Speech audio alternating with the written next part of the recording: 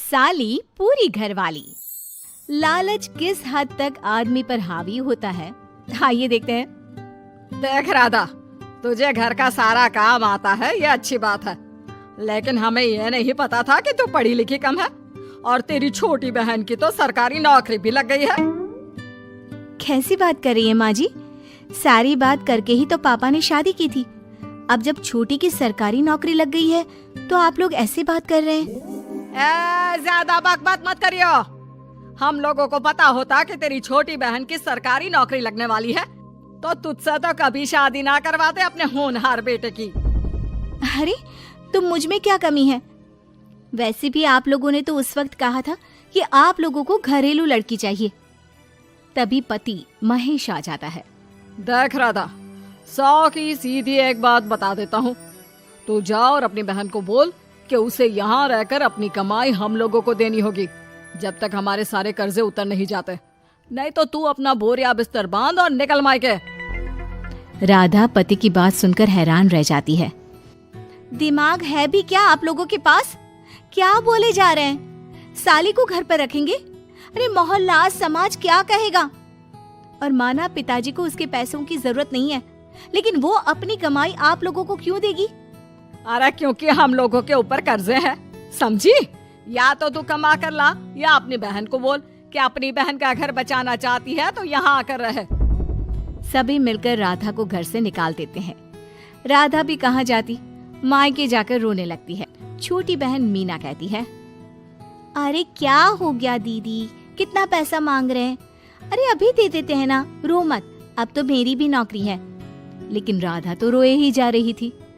नहीं नहीं, इस बार लगता है उन लालची लोगों ने कुछ और ही डिमांड रखी है, वरना राधा इतना ना रोती। क्यों बेटी, क्या हुआ है? माँ पिताजी, इस बार जो उन लोगों ने मांगा है ना, वो सुनकर तो आप लोगों के पैरों के नीचे से जमीन खिसक जाएगी। ऐसा क्या मांगा है दीदी? तुझे मांगा है।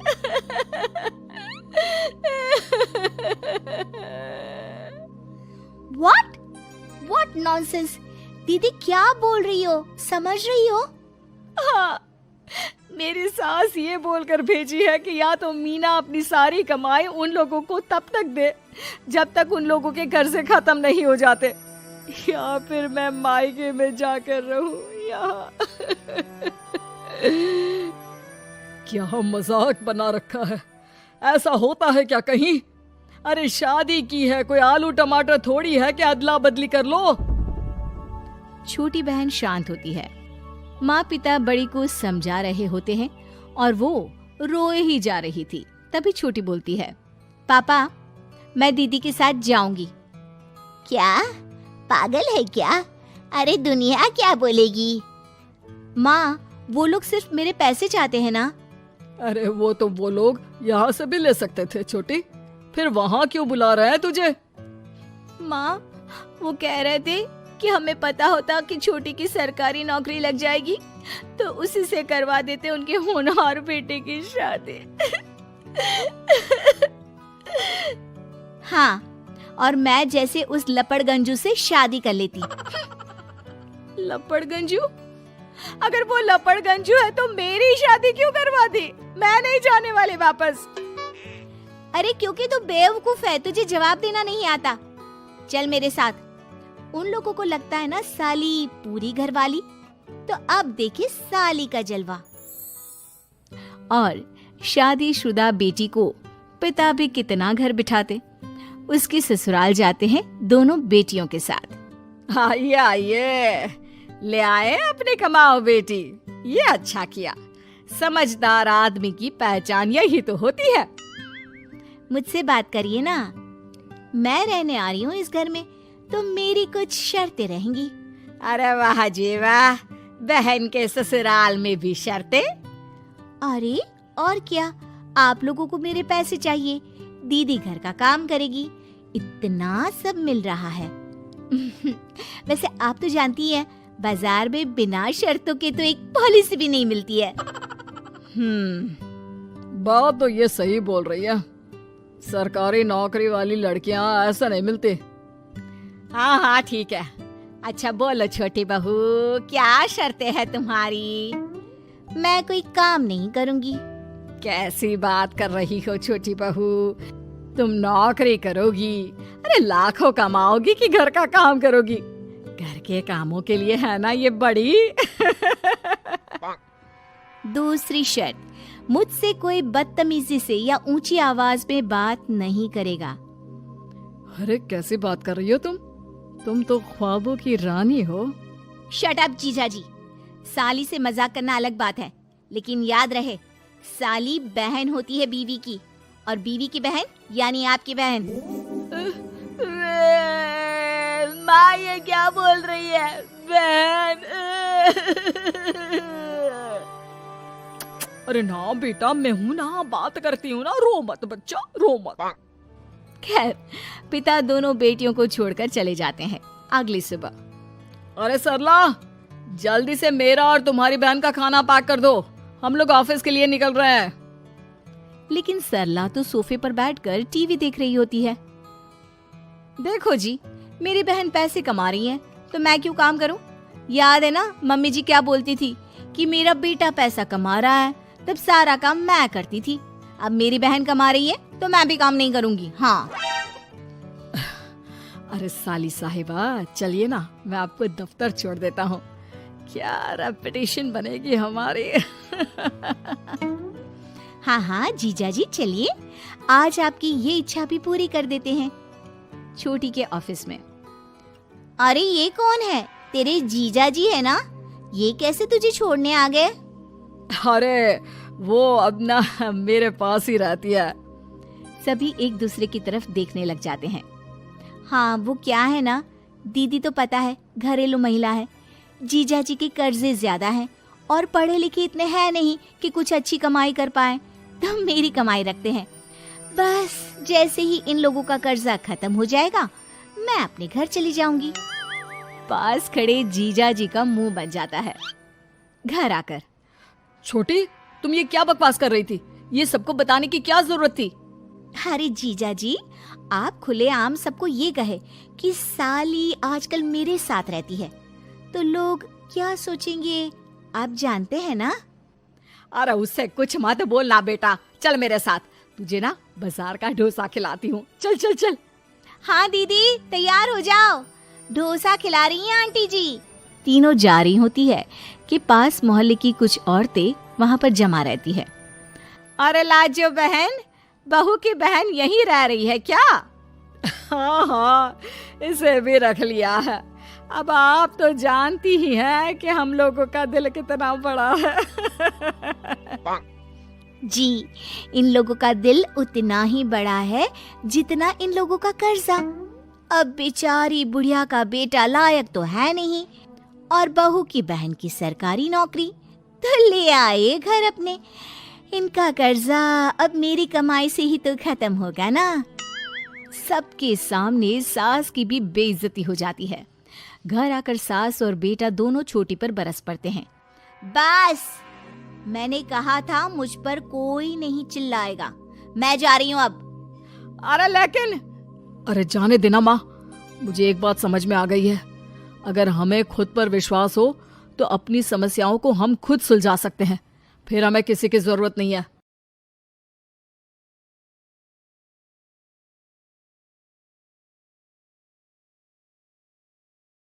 साली आधी घरवाली।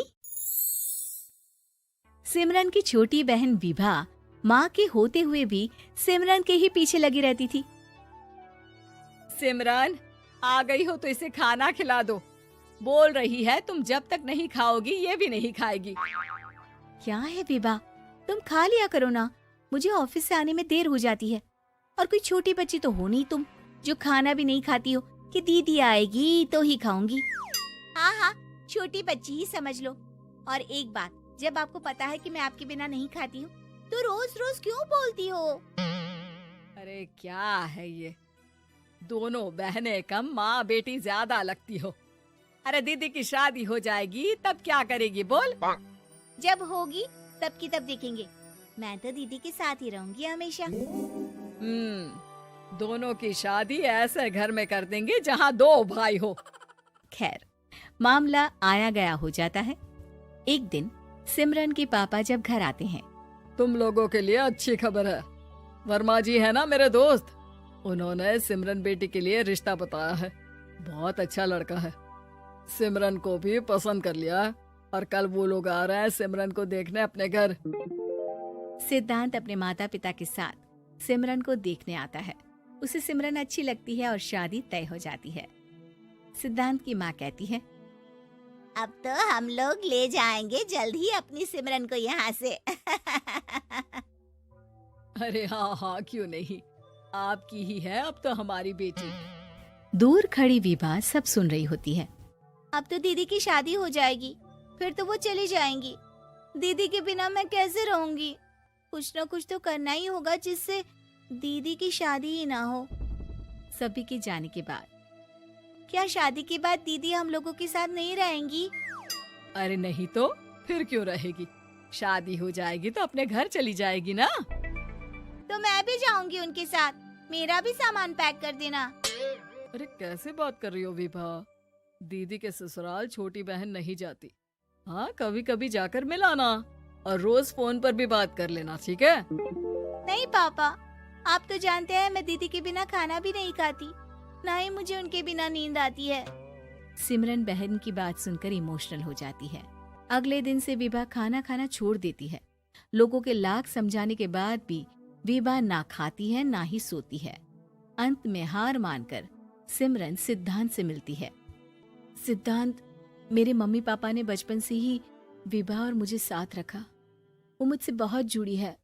मुझे उसकी टेंशन रहेगी शादी के बाद, क्योंकि वो मेरे बिना नहीं रह सकती है। अरे ये तो छोटी सी बात है, वो हम लोगों के साथ हमारे घर में रह सकती है। जब उसकी अकल आ जाएगी या वो समझ जाएगी कि तुम्हारा घर वो नहीं बल्कि ये है, तो हम उसे घर छोड़ आएंगे, ठीक है? सिमरन खुश हो जाती है क्योंकि वो यही चाहती थी। वो माँ पिता से बात कर लेती है। अरे कैसी बात कर रही हो सिमरन, भला बेटी के ससुराल में हम छोटी बहन को कैसे भेज दे? जमाना क्या कहेगा? अरे तू पागल हो गया है, मना कर दे। इस शादी में इन लोगों का तो ये चलता ही रहेगा। कभी बहन यहाँ आ रही है, कभी वो बहन के पास जा रही है। अरे शादी हो रही है, कोई मजाक थोड़ी ना हो रहा है ना बाबा ना। माँ कैसी बात कर रही हो?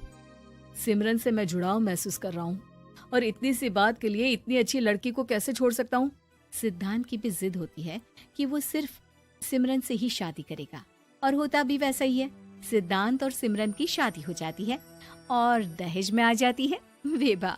शादी के बाद बुआ सास कहती है, अरे माँ ना, साली आधी घर वाली होती है, लेकिन ये क्या, तुम तो उसे घर ही ले आए। तभी चाची कहती है, सिद्धांत को तो हम लोगों ने सीधा समझा था, लेकिन सबसे तेज तो यही निकला। अरे देखो कैसे दहेज तो नहीं लिया, लेकिन साली पर कब्जा कर लिया। सिद्धांत ने इस और तो सोचा ही नहीं था, लोग उन लोगों के बारे में ऐसी भी बात करेंगे।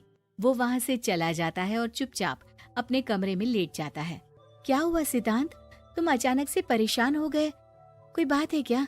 अरे नहीं, वो थक गया था ना, शादी की सारी तैयारी और रस्मों के बीच, सोच रहा हूँ थोड़ा आराम कर लूं।